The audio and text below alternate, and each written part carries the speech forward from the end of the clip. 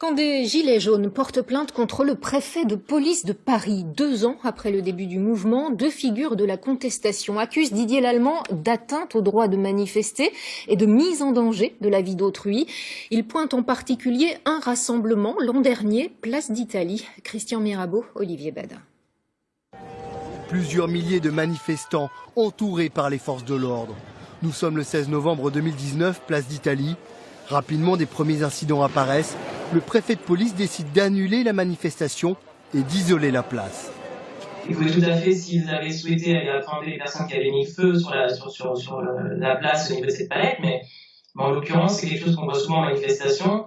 Ça ne justifie pas qu'on bloque des milliers de personnes. Au contraire, je pense que le fait d'avoir bloqué ces personnes sur place a envenimé la situation, là où il aurait fallu plutôt fluidifier les choses en laissant les gens circuler sur le trajet qui était prévu. Pendant près de 3 heures, les milliers de manifestants ne peuvent plus sortir de cette place comme prisonniers.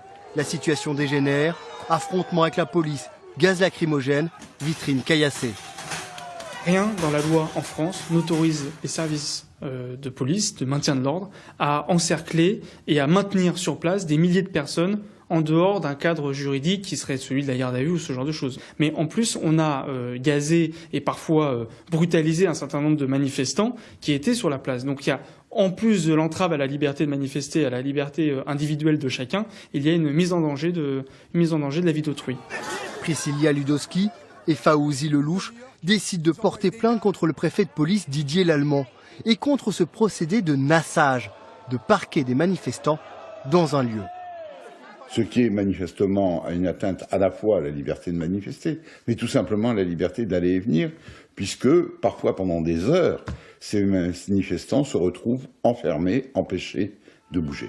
Ce dépôt de plainte entraîne la désignation d'un juge d'instruction pour enquêter sur les faits, mais cela risque de prendre des mois avant de connaître ses conclusions.